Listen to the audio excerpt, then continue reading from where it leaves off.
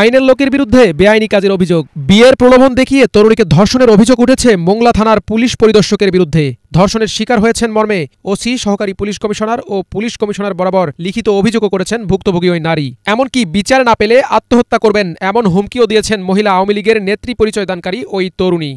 ক্ষমতার চেয়ারে বসে ৩টি পাসপোর্টে নজিরবিহীন জালিয়াতি করেছিলেন বেনজির আহমেদ। সব আবেদনেই দিয়েছিলেন বায়বীয় ফোন নাম্বার। সবশেষ আবেদনটি প্রায় ধরা পড়ে গেলেও র্যাব ডিজি। আসসালামু আলাইকুম দর্শক মণ্ডলী, আজকের ভিডিওতে আপনাদের সামনে দুইটি প্রতিবেদন তুলে ধরবো। একটি হলো যে আওয়ামী লীগ নেত্রীকে কিভাবে প্রলোভন দেখিয়ে পুলিশের একজন ঊর্ধ্বতন কর্মকর্তা ধর্ষণ করেছেন সেই সম্পর্কিত একটি প্রতিবেদন কিন্তু আজকে আমাদের হাতে রয়েছে, সেটি দেখাবো। পাশাপাশি পুলিশ প্রধান বেনজির আহমেদ কিভাবে তিনটি পাসপোর্ট তিনি করেছিলেন, তার নিজের তথ্য লুকিয়ে হাজার হাজার কোটি টাকার মালিক কিভাবে হয়েছিলেন, সবকিছু মিলিয়ে আজকের ভিডিওতে দুটি গুরুত্বপূর্ণ প্রতিবেদন কিন্তু আপনাদের সামনে তুলে ধরা হবে। কথা না বাড়িয়ে প্রতিবেদন দুটি শুরু থেকে শেষ পর্যন্ত একটু মনোযোগ দিয়ে দেখে আসুন। আইনের লোকের বিরুদ্ধে বেআইনি কাজের অভিযোগ। বিয়ের প্রলোভন দেখিয়ে তরুণীকে ধর্ষণের অভিযোগ উঠেছে মোংলা থানার পুলিশ পরিদর্শকের বিরুদ্ধে। ধর্ষণের শিকার হয়েছেন মর্মে ওসি, সহকারী পুলিশ কমিশনার ও পুলিশ কমিশনার বরাবর লিখিত অভিযোগও করেছেন ভুক্তভোগী ওই নারী। এমনকি বিচার না পেলে আত্মহত্যা করবেন এমন হুমকিও দিয়েছেন মহিলা আওয়ামী লীগের নেত্রী পরিচয় দানকারী ওই তরুণী। জানা যায়, গত 4 বছর আগে যশোর পিবিআইয়ে চাকরিরত অবস্থায় ভুক্তভোগী ওই নারীর সঙ্গে পরিচয় হয় পুলিশ কর্মকর্তা হিরণময় সরকারের। এরপর প্রেম, পরে বিয়ের আশ্বাসে শারীরিক সম্পর্ক। ভুক্তভোগী ওই নারীর অভিযোগ, হিরণময় নিজেকে মুসলিম ধর্মাবলম্বী বলে পরিচয় দেন। এরপর প্রায় 4 বছর ভুক্তভোগীর পরিবার ও পরিচিত সকলের কাছে হিরণময় তাকে স্ত্রী হিসেবে পরিচয় দিয়েছেন। এক পর্যায়ে গর্ভবতী হলে নানা অজুহাত দেখিয়ে গর্ভের সন্তানও নষ্ট করান হিরণময়। সর্বশেষ মোংলা থানায় তদন্ত পরিদর্শক হিসেবে দায়িত্ব নেয়ার পর স্ত্রী সন্তানকে নিয়ে থানা ভবনে থাকা শুরু করেন অভিযুক্ত পুলিশ কর্মকর্তা। এ সময় বিয়ের জন্য চাপ দেওয়ায় ভুক্তভোগী ওই নারীর সাথে যোগাযোগ বন্ধ করে দেন তিনি। এরপর হিরণের খোঁজে মোংলায় আসেন ভুক্তভোগী ওই নারী। গত বৃহস্পতিবার থানায় গিয়ে মোংলা সার্কেলের ওসি ও সহকারী পুলিশ সুপারকে বিষয়টি অবহিত করেন। আমি বাংলাদেশ মহিলা আওয়ামী লীগের একজন নেত্রী এবং আমার বাড়ি হচ্ছে যশোর। পিবিআইতে হিরণ ছিল, এখন খুলনার মোংলার তদন্ত চলছে। ওনার সাথে আমার দীর্ঘ 4-5 বছর রিলেশন, কিন্তু তার সাথে আমার যে রিলেশনের পরিপ্রেক্ষিতে আমি বেবি কনসেপ্ট করেছি, সেগুলো কি বলে নষ্ট করেছি, সবই হিরণের কারণে। সে এখন হচ্ছে মোংলা থানার তদন্ত আছে। সে যে হিন্দু আমাকে কখনো বলে নাই, ইভেন তারা 2টা বাচ্চা বউ আছে সেটাও আমাকে বলে নাই। কিন্তু আমার এখন প্রেস্টিজ ইস্যু, কেন জেনে শুনেই সে একজন আইনের লোক হয়ে এত বড় ভুল করলো, কিংবা আমাকে কেন আমার এখন জীবন দিতে হবে?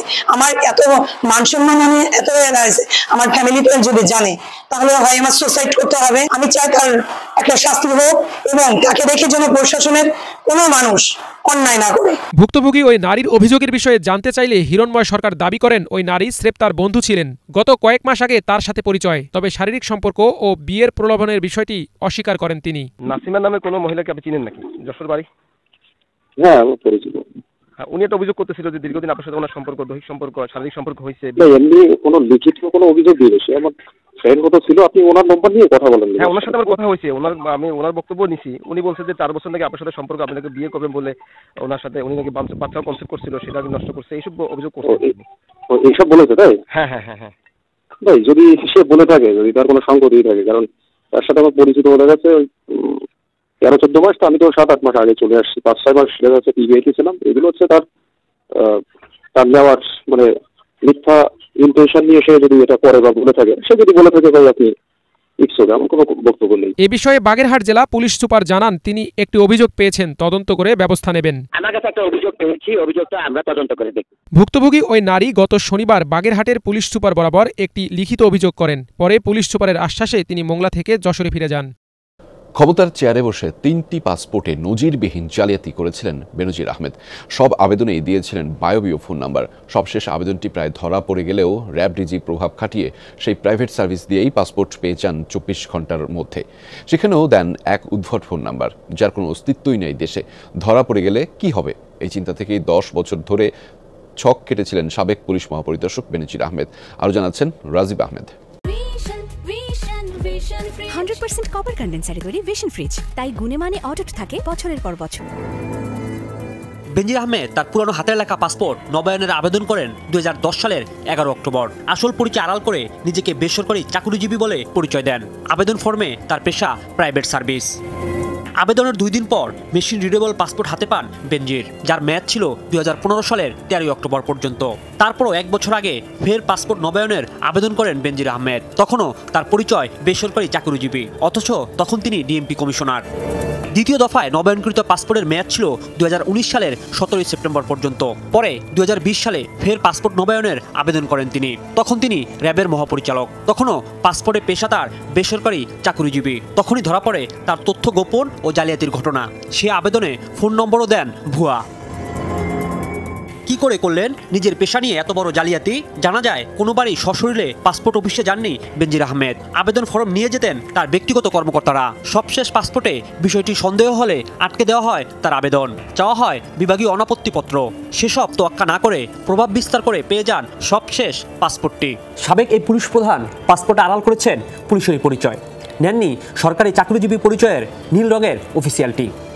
সুযোগ থাকার পরেও কেন তিনি নেননি লাল পাসপোর্ট?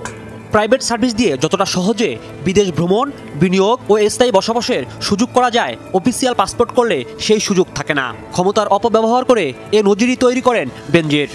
দর্শক মণ্ডলী, আপনারা এতক্ষণ ধরে কিন্তু দুইটি প্রতিবেদন দেখেছেন। এ পর্যায়ে আমি আপনাদের সামনে যে ভিডিওটি অর্থাৎ একটি প্রতিবেদন পড়ে শোনাবো, সেটি হলো যে বিবিসি নিউজ বাংলা থেকে। এখানে বলা হচ্ছে দেশে না বিদেশি বেনজিরের অবস্থান নিয়ে এত ধোঁয়াশা কেন।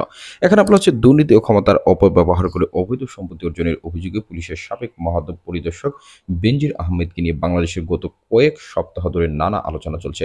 এরই মধ্যে তার সম্পত্তির অনুসন্ধানে নেমেছে দুর্নীতি দমন কমিশন বা দুদক এবং বেশ কিছু সম্পত্তি জব্দ করা হয়েছে। কিন্তু তার বিরুদ্ধে যখন এই অনুসন্ধান চলছে, তখন বাংলাদেশের গণমাধ্যমে খবরে বলা হয়েছে যে গোপনে দেশ ছেড়েছেন সাবেক এই পুলিশ কর্তা। কিন্তু তিনি কোথায় আছেন আর কিভাবেই বা দেশ ছেড়েছেন সেটি নিয়ে নানা প্রশ্নের কোনো জবাব মিলছে না। তিনি আসলে দেশ ছেড়ে চলে গেছেন কিনা, গেলে কোথায় গেছেন সে বিষয়ে বা তার অবস্থান সম্পর্কে কেউ খোলাসা করে কিছু বলছেন না।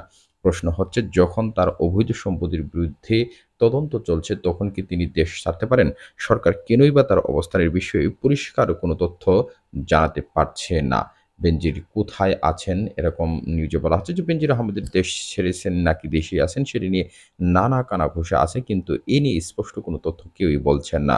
বাংলাদেশের গণমাধ্যম যেসব খবর প্রকাশিত হচ্ছে তাদের মধ্যে অনেকেই দাবি করছে গত 24 মে সিঙ্গাপুর এয়ারলাইন্সের একটি ফ্লাইটে দেশ ছাড়েন সাবেক পুলিশ কর্তা। একই সাথে দেশ ছেড়েছেন তার 3 মেয়ে ও স্ত্রী। কোনো গণমাধ্যমের খবর বলছে বেনজির আহমেদ সিঙ্গাপুর আছেন, কোনো গণমাধ্যমের খবরে বলা হচ্ছে বর্তমান অবস্থান দুবাই। সর্বশেষ মঙ্গলবার একটি গণমাধ্যমের খবরে বলা হয়েছে তুরস্কে নিজের কেনা বাড়িতে আছেন সাবেক এই পুলিশ মহাপরিদর্শক। এত সব খবরের ভিড়ে এখনো পর্যন্ত ধোঁয়াশা রয়েই গেছে তার অবস্থান নিয়ে। গণমাধ্যমগুলোর কোনোটি আবার বলছে দেশে আছেন বেনজির আহমেদ। এমন অবস্থায় বুধবার একটি অনুষ্ঠানে যোগ দেন স্বরাষ্ট্রমন্ত্রী আসাদুজ্জামান খান কামাল। সাবেক আইজিপির বর্তমান অবস্থান কোথায় তা নিয়ে প্রশ্ন ছিল সাংবাদিকদের। জবাবে স্বরাষ্ট্রমন্ত্রী আসাদুজ্জামান খান কামাল জানান, সিঙ্গাপুরে যার কথা তিনি নিজেও শুনেছেন, তবে সেটি নিশ্চিত করে বলতে পারেন না তিনি। স্বরাষ্ট্রমন্ত্রী বলেন, আমি এখনো সুনিশ্চিত নয় যে সে আসলে কোথায় রয়েছে। আমি শুনছি তিনি সিঙ্গাপুরে গিয়েছেন। আমার আশা তিনি হয়তো ফিরে আসবেন। তিনি এসে নিশ্চয়ই তার বিরুদ্ধে যেসব অপবাদ আছে সেগুলো ফেস করবেন বলেছেন স্বরাষ্ট্রমন্ত্রী। দুদকের আইনজীবী মিস্টার খান বুধবার সুপ্রিম কোর্টে সাংবাদিকদের বলেন, গণমাধ্যম যেভাবে প্রেডিক্ট করছে উনি তুরস্কে আইনি প্রতিষ্ঠান হিসেবে দুদক সেটি প্রেডিক্ট করতে পারে না, কারণ আগাম প্রেডিক্ট করার সুযোগ আইন দুদককে দেয়নি। বিবিসি বাংলার পক্ষ থেকে চেষ্টা করা হলেও বেনজির আহমেদের সঙ্গে যোগাযোগ করা সম্ভব হয়নি। তার আইনজীবী শাহ মঞ্জুরুল হক জানিয়েছেন এখন এই বিষয়ে তারা কোনো মন্তব্য করতে চান না। দর্শক মণ্ডলী, এই বিষয়গুলোতে আপনার সুচিন্তিত মতামত অবশ্যই কমেন্ট বক্সে লিখে জানাবেন। আর আপনাদের প্রতি একটি বিনীত রিকোয়েস্ট রইল, সেটি হলো আপনারা পরবর্তী আপডেট পেতে আমাদের এই চ্যানেলটিকে সাবস্ক্রাইব করে বেল আইকনটি বাজিয়ে সাথে থাকবেন। ধন্যবাদ সবাইকে। আসসালামু আলাইকুম।